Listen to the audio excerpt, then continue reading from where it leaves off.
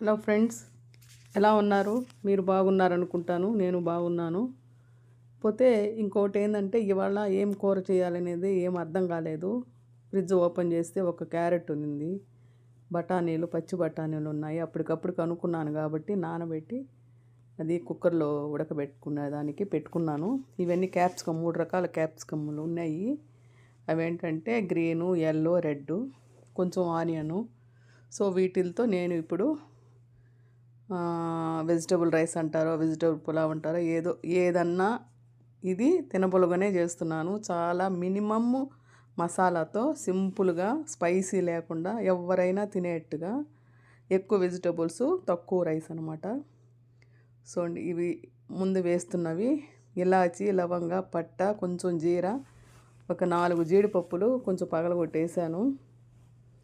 కొన్ని మసాలాలు వేస్తేనండి ఆ రైసు తీయదనం వస్తుంది, అట్లా ఉండకూడదు కదా మనకి. సో ఈ 2 పచ్చిమిర్చీలు కట్ చేసేసాను. మీరు మెల్లిగా చూస్తూ ఉండండి. తర్వాత ఇప్పుడు కొంచెం ఆనియన్ వేసాను. ఆనియన్ కూడా ఎక్కువ వేయలేదు, కొంచెమే వేసాను అనమాట. అది కొంచెం బాగా బ్రౌన్గా అయిన తర్వాత మనం కట్ చేసి పెట్టుకున్న వెజిటబుల్స్లో ఎక్కువ గట్టిగా ఉండేది క్యారెట్. సో ముందు మనం ఈ స్ప్రింగ్ రోల్స్, కొత్తిమీర వేసిన తర్వాత ముందు మనం క్యారెట్ వేయాలి.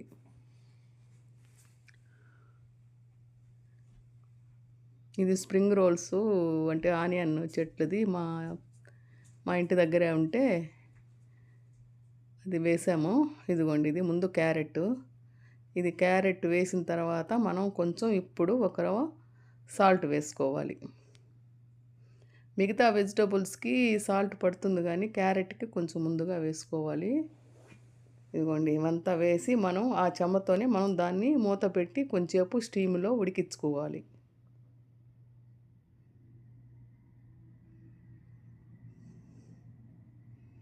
కొంచెం ఫ్రై చేసిన తర్వాత ఉడికించుకోవాలి. తర్వాత ఇప్పుడు ఇవన్నీ వేసేస్తాం.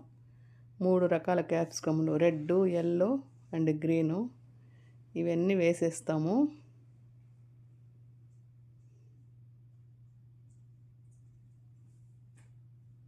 కొంచెం బాగా ఉప్పు వీటికి కూడా పట్టేటట్లు అంతా కలపాలి. దీంట్లో మనం ఎటువంటి కారపొళ్ళు ఏం వేయలేదు, ఆ 2 చిన్న మిర్చి తప్పితే.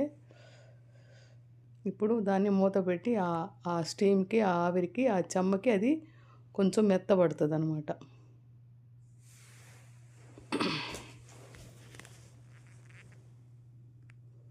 ఇప్పుడు మనం పక్కన బఠానీలు మార్నింగ్ లేసి నానబెట్టాను కదా, అది ఒక స్టీమ్లో వేరే కుక్కర్లో ఉడికించుకున్నాను. ఎందుకంటే నైట్ నానబెట్టి ఉంటే బాగుండేది.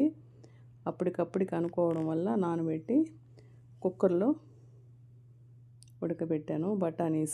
పచ్చి బఠానీలు. సో ఇవి కూడా వేసి మొత్తం కలిపి మనం చాలా ఈజీ అండి, బ్యాచిలర్స్ అయితే ఈజీగా చేసుకోవచ్చు అన్ని వెజిటబుల్స్.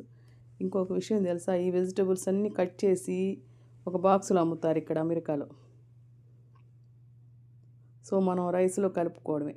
ఈ రైసు 1 కప్పు కొంచెం వేసాను, కడిగి పక్కన పెట్టుకున్నాను. ఎక్కువ నానకూడదు, రైస్ విరిగిపోద్ది కాబట్టి. ఇది ఎప్పుడు స్టార్ట్ చేశానో అప్పుడే నీళ్ళల్లో వేసాను అనమాట ఆ రైసు, బాస్మతి రైసు. చూసారు కదా. ఇప్పుడు మనం ఆ వెజిటబుల్స్ ఉడకడానికి దీంట్లో కొలుచుకున్న నీళ్ళు మాత్రమే అందులో వేయాలి. 1కి 1.5 వేసాను. ఆ హాఫ్ కప్పు రైస్కి నేను వాటర్ వేయలేదు, ఎందుకంటే సరిపోతుంది కాబట్టి. వేరే వాటర్ ఏం వేయకుండా ఆ రైస్లో ఉండే వాటర్ వేసి మూత పెట్టేసుకోవాలి.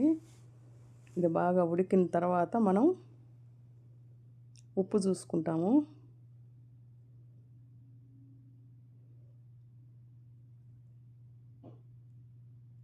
సిమ్లో పెట్టుకొని మళ్ళీ బాయిల్ చేసుకోవాలి. ఇప్పుడు మనం ఈ రైస్లో కూడా నీళ్ళు ఉంటాయి అడుగున, అందుకని నేను రైస్ చేత్తో వేస్తాను.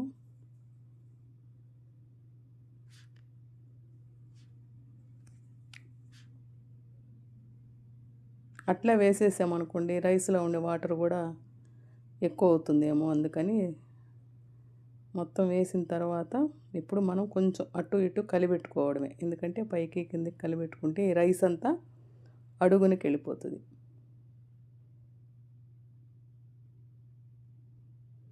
అంతేనండి. ఒక్క ఒక్క 10 నిమిషాలు దాన్ని మనం ఇదిగోండి ఆ నీళ్ళు మిగిలాయి, అవసరమైతే వాడదాం లేకుంటే లేదు. ఇంకా దీన్ని మనం మూత పెట్టి ఒక 10 నిమిషాలు కానీ 8 నిమిషాలు కానీ సిమ్లో ఉడికించుకుందాం. ఉడుకుతుంది.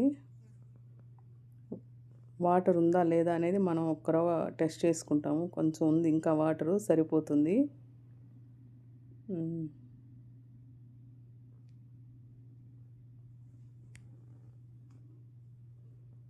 ఇదే వెజిటబుల్ రైస్ కానీ మనం బయట కొనాలంటే చాలా కాస్ట్ ఇక్కడ. పైగా నోట్లో కూడా పెట్టుకోలేము, టేస్ట్ ఉండదు. ఇండియన్ రెస్టారెంట్లో మోరోవర్ ఏదేదో క్రీములు, అజినమోటో ఏదేదో వేస్తారు. మనం ఒక్క నెయ్యి ఆయిల్ తప్పితే మనం ఏమి వేయము. ఇది ఉడికి లాస్ట్ స్టేజ్లో వచ్చేటప్పుడు మనం ఒక రవ్వ నెయ్యి వేసుకుంటాము పైన. నేను ముందు పోపులో కూడా ఎక్కువ ఆయిల్ వేయలేదు. 2 స్పూన్లు ఆయిల్ వేసాను, 1 స్పూన్ నెయ్యి వేసాను అంతే. ఇప్పుడు వేస్తున్నాను మళ్ళీ. అయిపోయింది కాబట్టి, ఉడికిపోయింది కాబట్టి ఇప్పుడు మనం వేసి ఈ నెయ్యిని కొంచెం అట్లా స్ప్రెడ్ చేసి మళ్ళీ మూత పెట్టేస్తామండి. అంతే, అయిపోయింది. ఇవాళ లంచ్ ఇదే. దీనికి కాంబినేషను చికెన్ చేద్దాం అనుకున్నాము, సరిపోదు టైము. అది ఫ్రోజన్లో ఉంది. ఫ్రై చేద్దాం అనుకున్నాము, అది నైట్ చేసుకుందామని పోస్ట్పోన్ చేసాము. ఇప్పుడు చూడండి ఉడికిపోయింది, పొడి పొడిగా వచ్చింది. మరి లోపలికి కలిపెట్టామంటే రైసు పగిలిపోద్ది అనమాట, కట్ అయిపోతుంది. అందుకని మనం జస్ట్ పైన అట్లా చూసి పెట్టుకోవడమే. దానికి కాంబినేషన్ ప్రజెంట్ పెరుగు పచ్చడి, ఎర్రగడ్డలు అవి వేసాను. ఇక్కడ వీళ్ళు మిర్చి వేయరు, పెప్పర్ పౌడర్ వేస్తారు. పిల్లవాళ్ళు కూడా తినాలి కాబట్టి. ఇదండి నేను ఇవాళ చేసిన కర్రీ, లంచ్కి. కర్రీ కాదు, రైసు.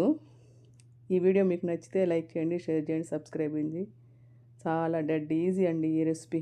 మీరు కూడా ట్రై చేయండి. ఏ కూరగాయలు లేనప్పుడు అన్నీ వేసి ఈ విధంగా చేసుకోవచ్చు. ఈ నల్లగా కనపడేది అంటే పెప్పర్ పౌడర్ అనమాట. వీళ్ళు మిర్చి వేయరు, ఎర్రగడ్డలు, కొత్తిమీర, కొంచెం పెప్పర్ పౌడర్ వేసుకొని తయారు చేసుకుంటారు. ఇదండి ఈ వీడియో.